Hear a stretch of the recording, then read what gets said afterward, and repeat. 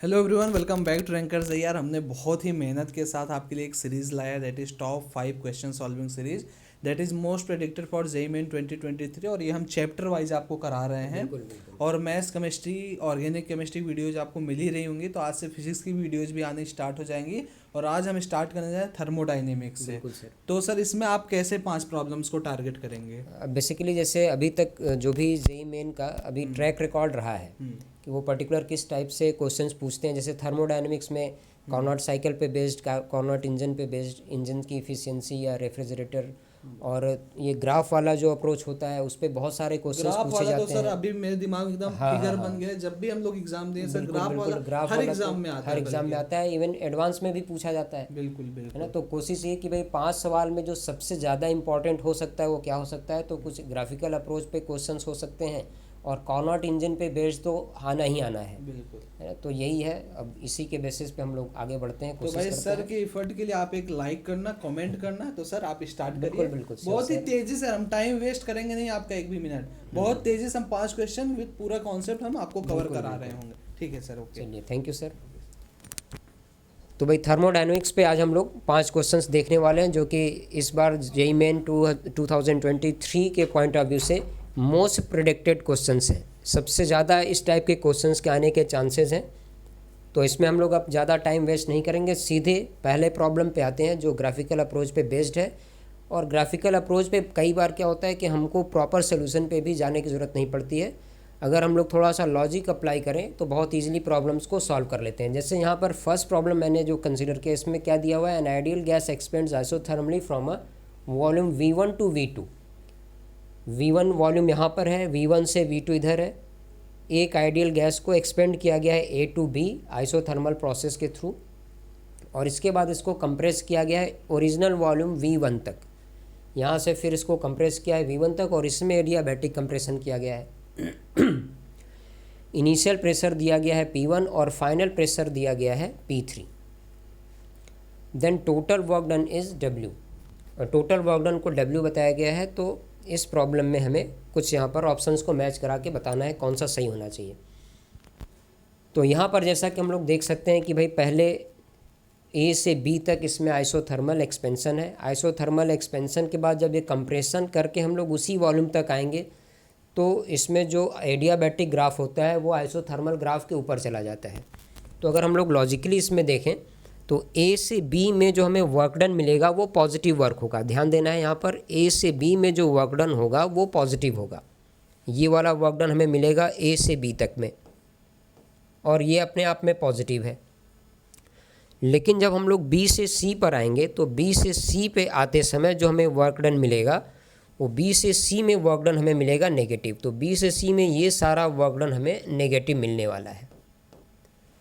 तो अगर हम लोग ये देखें कि A से B के अंदर जितना पॉजिटिव वर्क था उतना नेगेटिव, ये दोनों मिलके ओवरऑल ज़ीरो हो जाएंगे। लेकिन A से B वाले कर्व के ऊपर जो एरिया है ये एक हमें ओवरऑल नेगेटिव वर्क डन देगा। तो इसमें जो नेट वर्क डन है वो नेगेटिव ही होना चाहिए। Net work done is negative. तो नेगेटिव बोलें या लेस देन ज़ीरो बोलें। और दूसरी बात इसमें क्या है कि जब A से B वाले ग्राफ में आइसोथर्मल एक्सपेंशन और उसके बाद एडियाबैटिक कंप्रेशन से वापस उसी वॉल्यूम तक हम लोग आ रहे हैं, तो एडियाबैटिक वाला ग्राफ जब ऊपर जाएगा आइसोथर्मल से, तो प्रेशर इसमें उसी वॉल्यूम पर आने पे पहले से ज़्यादा होगा। तो बाद में जो फाइनल प्रेशर है P3 वो बड़ा हो जाएगा किससे, P1 से। P3 is greater than P1। तो देखिए इन दोनों से मिलता जुलता अगर इसमें कोई ऑप्शन है तो हम लोग उसको सही मान सकते हैं। तो P3 P1 से बड़ा होना चाहिए। फर्स्ट ऑप्शन में दिया हुआ है P3 ग्रेटर देन P1। यहाँ पर देखिए फर्स्ट ऑप्शन है P3 ग्रेटर देन P1, लेकिन इसमें work done is greater than zero, इसलिए ये गलत हो गया। सेकेंड ऑप्शन है P3 greater than P1 and work done less than zero. तो ये जो B वाला ऑप्शन है ये इसमें सही बन रहा है। तो ये एक बढ़िया क्वेश्चन था जो बहुत आसानी से सॉल्व हो रहा है, ग्राफिकल अप्रोच पे था। थोड़ा सा हमें अंडरस्टैंडिंग देखना होगा आइसोथर्मल के लिए और एडियाबैटिक के लिए। तो अब हम लोग आगे बढ़ते हैं, नेक्स्ट क्वेश्चन पे आते हैं। नेक्स्ट क्वेश्चन अपना देखिए क्या है। यहाँ पर 3 प्रोसेस से बना हुआ कोई एक साइक्लिक प्रोसेस गिवन है। 3 process compose a thermodynamic cycle shown in the accompanying PV graph. यहाँ पर एक पीवी ग्राफ बनाया गया है जिसमें 3 प्रोसेस हैं, जिससे कि एक साइकिल यहाँ पे कंप्लीट हो रहा है। प्रोसेस 1-2 एक आइडियल गैस इसमें कंसिडर किया। Process 1-2 takes place at constant temperature. 1 से 2 जो है वो कांस्टेंट टेम्परेचर पे है, इसका मतलब ये आइसोथर्मल प्रोसेस हो गया। अगला स्टेप इसमें क्या दिया गया है, during this process 60 joule of heat enters the system. इसमें क्या है, 60 joule of heat delta Q enters into the system. System को दिया जा रहा है, इसका मतलब ये पॉजिटिव हीट है, तो ये प्लस के साथ है कितना 60। फर्स्ट वाले प्रोसेस में 60 जूल है डेल्टा क्यू। इसके बाद इसमें प्रोसेस 2-3 दिया हुआ है, takes place at constant volume. During this process 40 joule of heat leaves the system. ये जो प्रोसेस है ये आइसोकोरिक हो गया, आइसोकोरिक प्रोसेस दिया हुआ है और इसमें सिस्टम से हीट रिजेक्ट हो रहा है, लूज़ हो रहा है। तो अगर सिस्टम लूज़ कर रहा है हीट को तो यहाँ पर डेल्टा क्यू हम लोग नेगेटिव में लिखेंगे 40 जूल। इसके बाद है प्रोसेस 3-1 एडियाबैटिक। 3-1 ये है एडियाबैटिक। एडियाबैटिक का मतलब होता है डेल्टा क्यू बराबर 0। अब इस यहाँ पर प्रॉब्लम में पूछा गया what is the change in internal energy of the system during the process 3-1। Change in internal energy delta U, ये हमसे पूछा गया है इस पर्टिकुलर 3 से 1 वाले प्रोसेस में। तो अब जैसे इस प्रॉब्लम को अगर हम लोग सॉल्व करना चाहें तो 1 बाय 1 इसमें देख सकते हैं। 1 से 2 में, क्योंकि अगर हमें इंटरनल एनर्जी और हीट का हिसाब लगाना है तो हमें थर्मोडायनेमिक्स पे जाना पड़ेगा। फर्स्ट लॉ ऑफ थर्मोडायनेमिक्स का हेल्प लेंगे 1 बाय 1 तीनों प्रोसेस के लिए और फिर पूरे कंप्लीट साइकिल के लिए भी। तो अगर हम लोग 1 बाय 1 इसमें देखें प्रोसेस 1 से 2, तो इसका सोल्यूशन देखते हैं फॉर प्रोसेस 1 to 2। ये आइसोथर्मल प्रोसेस था। आइसोथर्मल प्रोसेस के लिए डेल्टा क्यू की वैल्यू को हमें क्या लिखना है, delta U plus W. Isothermal process है तो डेल्टा यू की वैल्यू क्या हो जाएगी 0। डेल्टा यू की वैल्यू 0, क्योंकि डेल्टा यू का मतलब क्या है N C V delta T. Isothermal में डेल्टा टी 0 है और यहाँ पर क्या पहले से ही डेल्टा क्यू दिया हुआ है प्लस 40, शायद इसमें डेल्टा यू पहले से ही दिया हुआ है। Delta Q plus 60, sorry delta Q already given है प्लस 60 जूल। तो 1 से 2 वाले प्रोसेस में डेल्टा यू 0 था, जबकि delta Q 60 joule already given है, तो वर्क डन भी इस प्रोसेस में 60 जूल का हो गया। अब हम लोग बात कर लेते हैं प्रोसेस 2 to 3 जो कि आइसोकोरिक था, वॉल्यूम कांस्टेंट था इस प्रोसेस पे। आइसो प्रोसेस के लिए अगर हम लोग डेल्टा क्यू की वैल्यू से, आइसोकोरिक प्रोसेस के लिए डेल्टा क्यू की वैल्यू लिखें तो ये वापस से वही है डेल्टा यू प्लस डब्ल्यू, लेकिन इसमें डब्ल्यू 0 होगा क्योंकि ये आइसोकोरिक प्रोसेस है, वॉल्यूम चेंज नहीं हो रहा है। तो डेल्टा यू की वैल्यू हम लोग यहाँ पर लिखते हैं N C V delta T, ऐसा लिख सकते हैं। और इसमें अगर हम लोग देखें कुछ हीट के बारे में दिया है क्या, 2 से 3 में हीट दिया हुआ है डेल्टा क्यू माइनस में 40। डेल्टा क्यू दिया हुआ है माइनस में 40, तो ये डेल्टा क्यू की वैल्यू माइनस 40 है और यही किसके बराबर हो गया, डेल्टा यू के। डेल्टा यू की वैल्यू माइनस 40 जूल्स, ये हमारे पास दूसरे प्रोसेस के लिए। और इसी तरह से अब हम लोग बात कर लेते हैं 3 to 1। तो 3 to 1 जो एडियाबैटिक प्रोसेस है, 3 to 1 एडियाबैटिक है, इसका मतलब क्या है, डेल्टा क्यू की वैल्यू इसमें 0 है और इसको हम लोग क्या लिखेंगे, डेल्टा यू प्लस डब्ल्यू। तो यहाँ पर हमें डेल्टा यू की वैल्यू फाइंड करनी है, यहाँ पर हमें डेल्टा यू की वैल्यू फाइंड करनी है। और इसमें वर्क डन से रिलेटेड कुछ दिया है क्या, वर्क डन से रिलेटेड भी यहाँ पर कुछ भी नहीं दिया गया है। इस प्रोसेस में वर्क डन से रिलेटेड कुछ भी नहीं है। तो चलिए, अगर हमारे पास वर्क डन नहीं है तो अब हम लोग यहाँ पर एक बार साइक्लिक प्रोसेस का हिसाब लगा लेते हैं। For cyclic process, cyclic process के लिए समेसन क्यू बराबर होता है समेसन डब्ल्यू के, क्योंकि पूरे कंप्लीट साइकिल में डेल्टा यू की वैल्यू होती है 0। तो क्या हमें तीनों प्रोसेस पे क्यू पता है या नहीं, ये देख लेते हैं। तो 1 से 2 पे हमारे पास हीट कितना था, 60। 1 से 2 पे जो हीट है वो है +60, जबकि 2 to 3 में हीट कितना दिया हुआ है -40, और जब 3 से 1 पे आते हैं तो हीट डेल्टा क्यू है यहाँ पे 0। ये हो गया समेसन डब्ल्यू। समेसन डब्ल्यू में भी हम लोग ये देखें कि पहले प्रोसेस में जो वर्क डन है वो क्या है, 60 है फर्स्ट प्रोसेस में, 60। सेकेंड प्रोसेस में जो वर्क डन है वो है 0, सेकेंड प्रोसेस में वर्क डन है 0, और थर्ड प्रोसेस जो है अपना, वहाँ पर हमें वर्क डन अभी तक पता नहीं, इसको मैं W3 लिख देता हूँ। तो यहाँ पे W3 हमें कैलकुलेट कर लेना है। अभी इसको सॉल्व कर देते हैं। तो 60 - 40 - 20 इक्वल टू 60 + W3। तो यहाँ से वर्क डन जो 3 प्रोसेस में आएगा इसकी वैल्यू हो गई -40 जूल्स। और अगर W3 की वैल्यू -40 जूल आ रही है कैलकुलेट करके, उसको हम लोग यहाँ रिप्लेस कर दें, तो इस प्रोसेस पे हमें डेल्टा क्यू 0 था पहले से ही, इसलिए डेल्टा यू की वैल्यू मिल जाएगी -40 से +40 जूल्स के बराबर। तो यही अपना रिक्वायर्ड आंसर है, क्योंकि इंटरनल एनर्जी का चेंज ही पूछा गया है इस तीसरे प्रोसेस में। तो ये अपने आप में एक इजी क्वेश्चन था, 2 मिनट के अंदर अंदर सॉल्व होने वाला प्रॉब्लम है। क्योंकि मैं एक्सप्लेन करके सॉल्व कर रहा हूँ इसलिए थोड़ा सा टाइम ज़्यादा लग सकता है, बट आपके पार्ट पे ये 2 मिनट के अंदर अंदर सॉल्व होने लायक प्रॉब्लम है।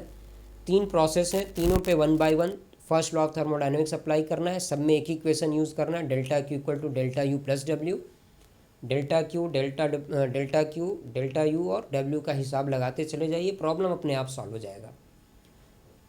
तो ये था अपना क्वेश्चन नंबर 2। अब हम लोग एक बार थोड़ा सा और आगे बढ़ते हैं और क्वेश्चन नंबर 3 पे आते हैं। ये थोड़ा सा एक अच्छा प्रॉब्लम है, पढ़ने में भी टाइम लेगा और थोड़ा सा कैलकुलेशन भी है इसमें लेकिन इस टाइप के भी प्रॉब्लम्स जनरली पूछे जाते हैं। तो यहाँ पर हमारे साथ क्या है, प्रॉब्लम नंबर 3 में ये एक फिगर दिया गया है।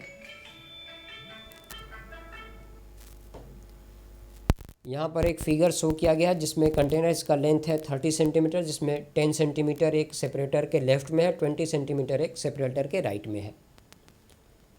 इसको एक सेपरेटर से पार्ट किया गया है।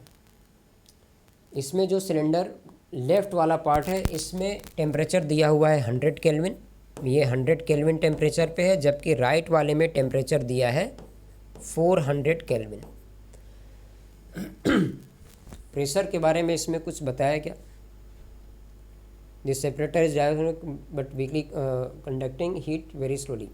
Initially the separator is in state shown in the figure. The temperature to the left of the cylinder is 100 K and that on the right part is 400 K. Initially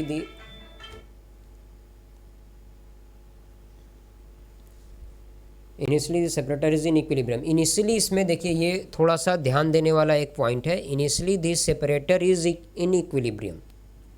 ये जो separator है वो पहले से equilibrium में है, इसका मतलब आपको यहाँ पर क्लियर हो जाना चाहिए कि इसमें दोनों साइड का प्रेशर सेम है। तो अगर मैंने यहाँ पर इनिशियल प्रेशर को P0 सपोज कर लिया तो इस साइड भी इनिशियल प्रेशर P0 ही है, इस बात का ध्यान रखना है। और अब इसमें क्या किया गया है कि थोड़ी देर के बाद कुछ चीज़ें पूछी गई हैं। As heat conduct from this to this separator displaces to the right. अब इसमें हीट कंडक्ट होगा तो सेपरेटर थोड़ा सा राइट की ओर जाएगा। तो यहाँ पर जब ये राइट की ओर जा रहा होगा तो इसमें कैसे हम लोग इसको सॉल्व करेंगे, फाइनली इसमें डिस्प्लेसमेंट बताना है हमें सेपरेटर का। तो देखिए इस प्रॉब्लम में एक साइड प्रेशर P0 है, दूसरे साइड भी प्रेशर P0 हमने इनिशियली ऐसा माना हुआ है। और जब इसको फ्री छोड़ेंगे,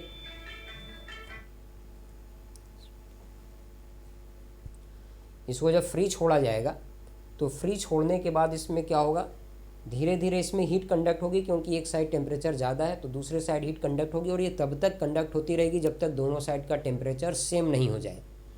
इसके साथ ही साथ इसमें ये जो सेपरेटर है वो हमेशा थर्मोडायनेमिक इक्विलिब्रियम में भी रहेगा, क्योंकि पहले से इसमें प्रेशर 0 था। जैसे ही थोड़ा भी प्रेशर में चेंज आएगा ये अपनी पोजीशन को शिफ्ट करके प्रेशर को मेंटेन कर लेगा।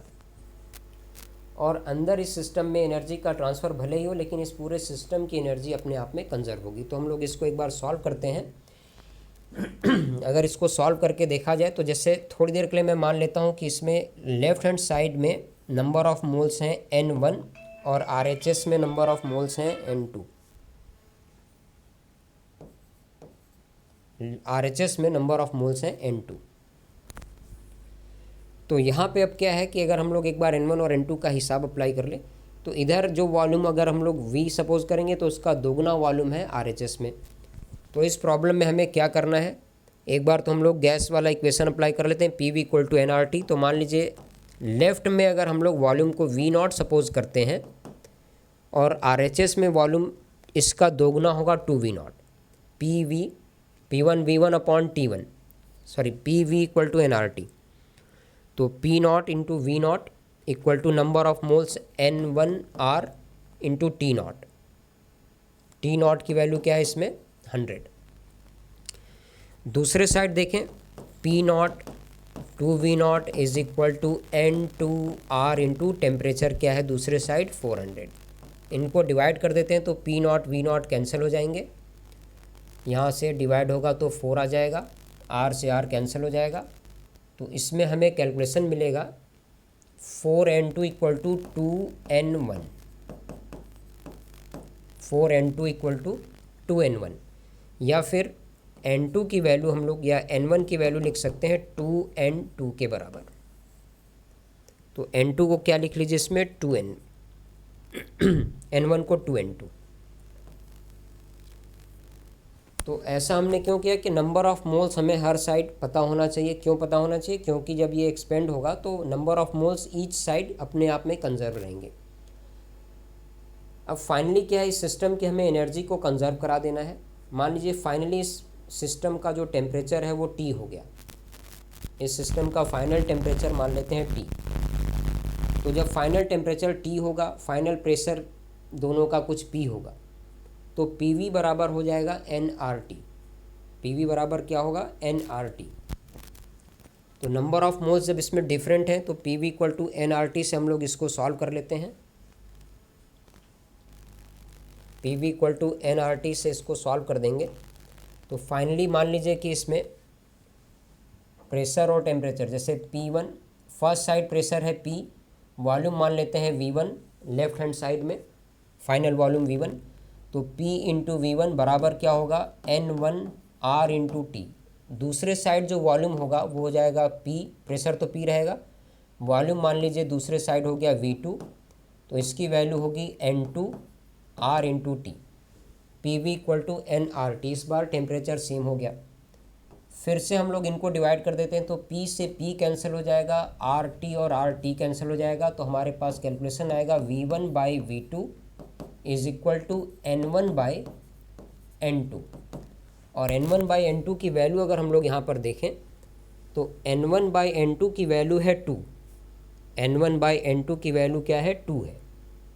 N1 by N2 is 2।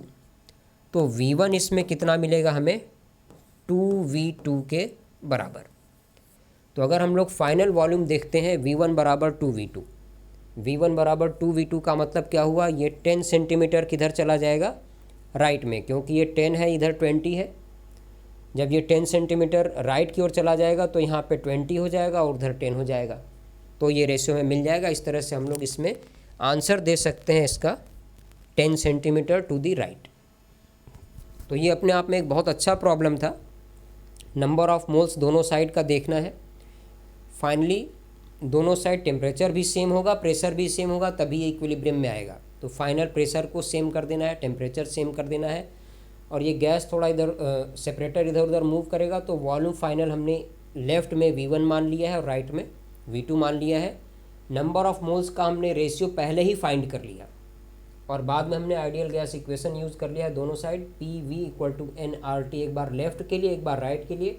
इससे हमें V1 और V2 का एक रिलेशन मिल गया और इस रिलेशन की हेल्प से हम लोग इस प्रॉब्लम को सॉल्व कर सकते हैं। V1 बराबर 2V2 मिला है, इससे हम लोग लेंथ का रेशियो फाइंड कर सकते हैं। L1 बराबर 2L2 और दोनों मिल के 30 सेंटीमीटर्स हैं, तो L1 आपको 20 सेंटीमीटर मिल जाएगा और L2 10 सेंटीमीटर रह जाएगा। इसके बेसिस पे हमारा ये वाला आंसर आ जाएगा 10 सेंटीमीटर टू दी राइट। तो ये क्वेश्चन नंबर 3 था, काफ़ी अच्छा क्वेश्चन था ये। अब हम लोग एक बार कॉर्नट इंजन की बात कर लेते हैं। इस पे हर साल ही सवाल पूछे जाते हैं और आसान सवाल आते हैं। तो देखिए यहाँ पर भी ऐसा ही कुछ दिया है। Carnot engine working between 400 kelvin and 800 kelvin has a work output of 1200 joule पर साइकिल। कॉनॉट इंजन में वर्क आउटपुट दिया गया है 1200 जूल और ये 400 केल्विन और 800 केल्विन के बीच में वर्क कर रहा है। What is the amount of heat energy supplied to the engine from the source per cycle. Source से कितना हीट इसमें दिया जा रहा है पर साइकिल इंजन को। तो ये एक इजी प्रॉब्लम है, कार्नोट साइकिल पे बेस्ड है और इस पे हर बार ही सवाल आते हैं। तो इस प्रॉब्लम को भी अगर हम लोग सॉल्व करना चाहें तो इसका एक सिंपल सा सलूशन हम लोग कर सकते हैं। पहली बात आप ये सोचिए कि अगर हमसे कार्नोट इंजन की बात की गई है और उसमें दोनों टेम्परेचर दिए गए हैं, सोर्स और सिंक, तो इससे हम लोग इफ़िशियंसी पता कर सकते हैं और कर ही लेना चाहिए।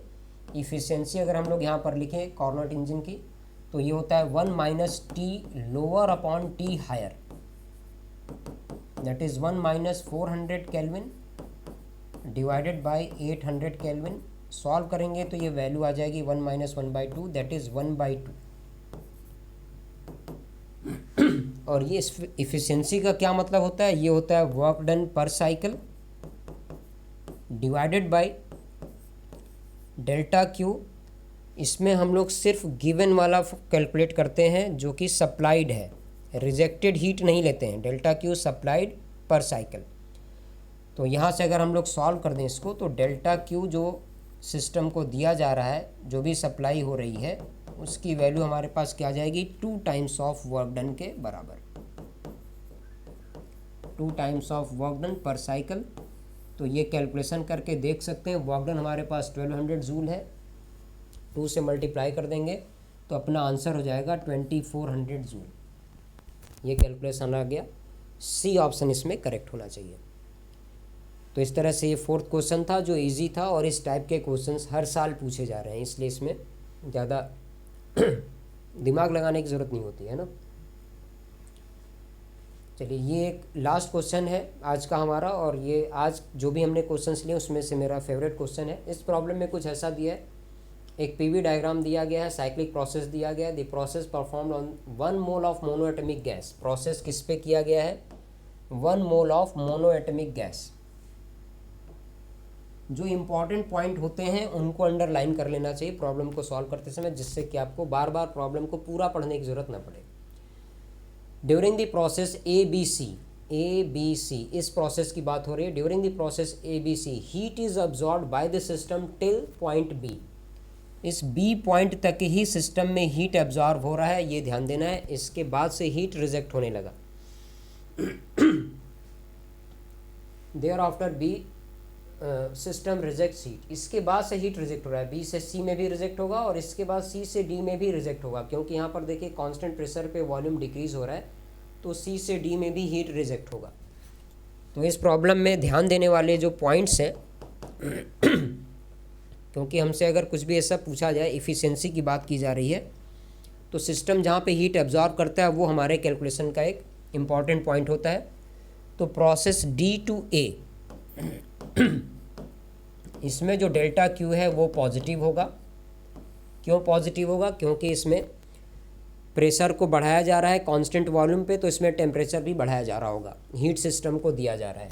डेल्टा क्यू डी से ए में पॉजिटिव है और ए से बी में पहले ही बताया गया है कि ये पॉजिटिव है।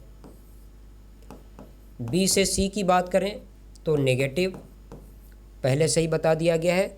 सी से डी में अगर हम लोग देखेंगे तो यहाँ पर भी डेल्टा क्यू नेगेटिव ही आएगा, नेगेटिव ही आएगा, क्योंकि कांस्टेंट प्रेशर पे वॉल्यूम डिक्रीज़ हो रहा है, तो ये तभी होगा जब ये हीट को रिजेक्ट करेगा।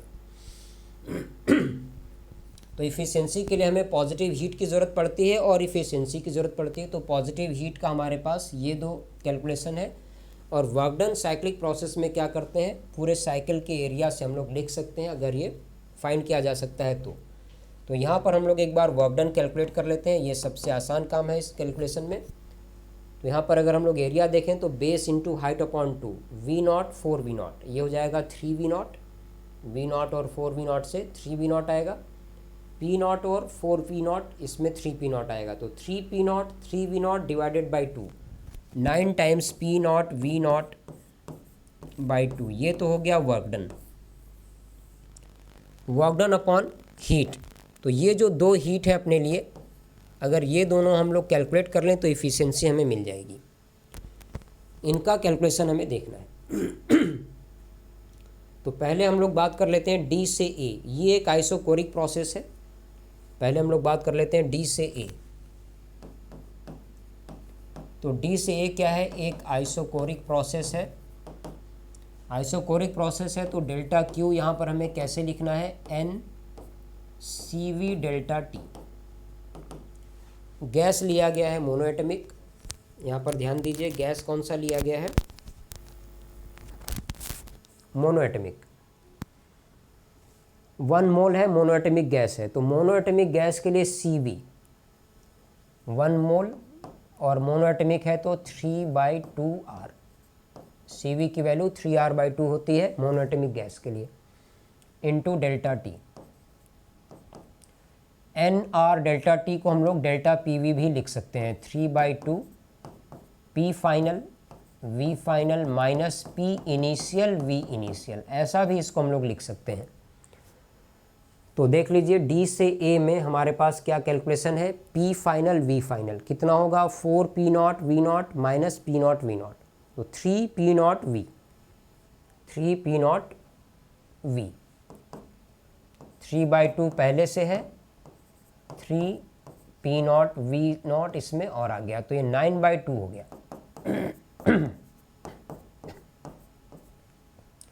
Delta Q 9/2 P not V naught, ये कौन से प्रोसेस पे आया,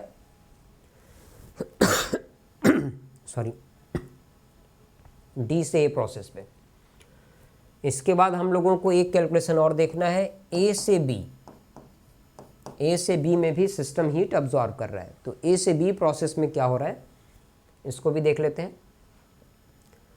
ए से बी तक के प्रोसेस की बात करें तो इस प्रोसेस के लिए हम लोग डेल्टा क्यू को delta U plus W, first law of thermodynamics की हेल्प से एक बार ट्राई कर लेते हैं ए से बी प्रोसेस के लिए।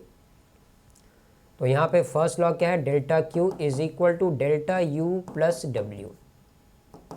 डेल्टा यू का मतलब क्या है, N C V delta T, और डब्ल्यू का मतलब क्या है, ग्राफ का हम लोग ग्राफ का एरिया देख के इसको सॉल्व कर सकते हैं। सी वी की वैल्यू 3/2R है, तो 3/2 N R delta T plus W, ये कैलकुलेशन है हीट का, और इसमें हम लोग देख सकते हैं 3/2 एन आर डेल्टा टी का मतलब वापस क्या है, P final V final minus P initial V initial, और इसके साथ हमें लिखना है वर्क डन। तो चलिए अब इसको सॉल्व करके देखते हैं। 3/2 times P final V final, यहाँ पर ये 2.5 वी नॉट दिया हुआ है, वी नॉट 2.5 वी नॉट, और ये 4, तो ये एग्जैक्टली इन दोनों के मिड वाला पॉइंट है, इन दोनों के मिड का पॉइंट है, और इसी तरह से यहाँ पर ये भी इनके मिड वाला ही पॉइंट आएगा 2.5 पी नॉट। तो पी फाइनल वी फाइनल की अगर हम लोग बात करें तो 2.5 इंटू 2.5, 5/2 5/2, तो 3/2 हो गया, 5/2 पी नॉट वी नॉट, और एक बार 5/2 और आएगा, 5/2, 5/2 पी नॉट 5/2 वी नॉट, ये तो हो गया P final V final, minus A पे देखिए क्या है, ए पे P initial V initial 4 P not V nought, 4 P not V not, plus work done की बात कर लेते हैं। वर्कडन हमें यहाँ पर क्या मिलेगा भाई, वर्कडन हमें यहाँ पर मिलेगा ए से बी के अंदर जो भी एरिया बन रहा होगा इस ट्रेपेजियम का, तो ट्रेपेजियम का एरिया हम लोग कैसे लिखते हैं, sum of parallel sides multiplied by separation between them. तो यहाँ से यहाँ तक का एरिया हमें कैलकुलेट करना है, ये पूरा इधर तक। सॉरी,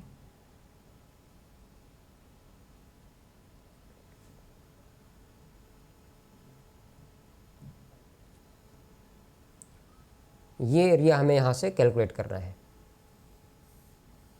तो क्या इस एरिया को हम लोग किसी भी तरह से कैलकुलेट कर सकते हैं, ट्रेपेजियम है, एक साइड है 4 पी नॉट, दूसरी साइड है 2.5, तो पैरेलल साइड्स का sum upon 2 into separation between them. तो क्या करना है इसको, 4 P nought plus 5/2 P nought, यहाँ क्या लिखना है, 4 P nought plus 5/2 P nought. ये हो गया sum of parallel sides multiplied by दोनों के बीच का सेपरेशन। बीच में सेपरेशन क्या है 1.5 वी नॉट है, दैट इज 3/2 वी नॉट, और उसमें भी 1/2 और लिखना है। Sum of parallel sides into separation between them divided by 2, ये है ट्रेपेजियम का एरिया। तो अब हम लोग इसको थोड़ा एक बार सिंप्लीफाई करके देख लें ओवरऑल हमारे पास क्या आ रहा है। तो 2 × 2 × 2 8 तो इसमें डिनोमिनेटर में आ जाएगा, यहाँ पर लिख लेते हैं 8।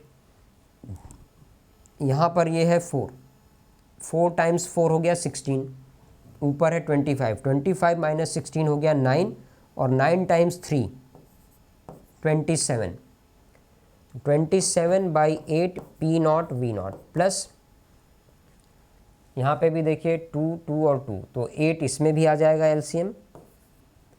यहाँ पे 2 × 4 हो गया 8, 8 + 5 13, 8 + 5 13 × 3 13 × 3 39 पी नॉट वी नॉट। तो इनका अगर हम लोग सम करें तो ये वैल्यू आ जाएगी 8 पी नॉट वी नॉट के बराबर, 8 पी नॉट वी नॉट। एक बार चेक कर लेते हैं सही सॉल्व किया क्या, कुछ मिस्टेक हो रही है शायद। कैलकुलेशन में थोड़ा सा केयरफुल रहने की ज़रूरत है। 9 + 7 कितना हो जाएगा 16, 66/8 है P not V not.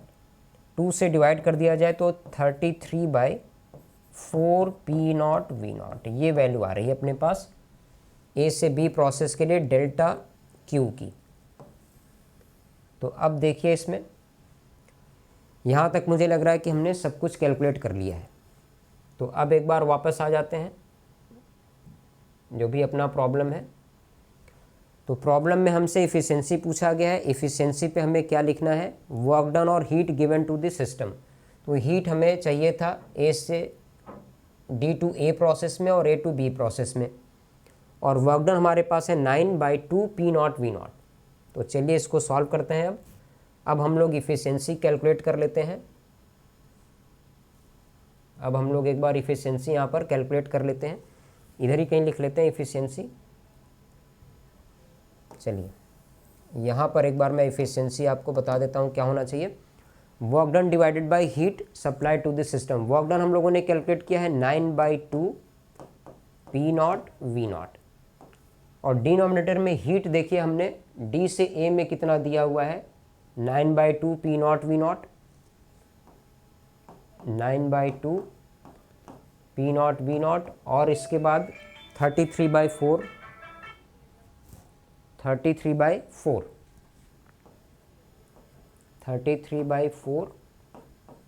P not V not.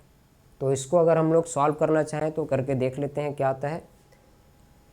यहाँ सॉल्व करते हैं, पी नॉट वी नॉट सब में कॉमन है, कैंसिल हो जाएगा। ये 33 सब में हम लोग 2 से मल्टीप्लाई कर दें तो ये वैल्यू हमें मिल जाएगी 9, यहाँ पे हम लोग 9 को 2 से ऊपर और नीचे मल्टीप्लाई कर देते हैं तो 2 × 9 डिवाइडेड बाई 2 × 9 + 33, ऐसा कुछ कैलकुलेशन आ रहा है। तो 18 डिवाइडेड बाई 18 और 33, 18 + 33 ये कितना हो जाता है 51। तो इसको अगर हम लोग 3 से डिवाइड कर दें, 6 डिवाइडेड बाई 3 से डिवाइड करेंगे तो ये आ जाएगा 17। इफ़िशियंसी 6/17 आ रही है इसमें, और पूछा कैसे गया है ये देख लेते हैं। 100 m/37, अच्छा 37 तो इसमें डिनोमिनेटर में कहीं दिख नहीं रहा है। तो एक बार हम लोग इसमें कैलकुलेशन चेक कर लेते हैं। कैलकुलेशन चेक करके इसको देख लेते हैं क्या है।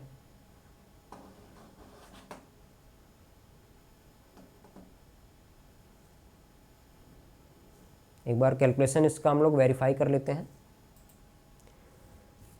तो भाई इसमें ऐसे कहीं मिस्टेक तो नहीं दिख रही है ना, कैलकुलेशन तो हमें सही दिख रहा है ओवरऑल अभी तक। तो 6/17 अपना आंसर होना चाहिए था, और हो सकता है कि यहाँ पे कुछ मिस्टेक हो। अगर हम लोग इफ़िशियंसी को 6/17 लिख रहे हैं, 100 से मल्टीप्लाई कर देंगे तो परसेंटेज इफ़िशियंसी हो गई 600/17।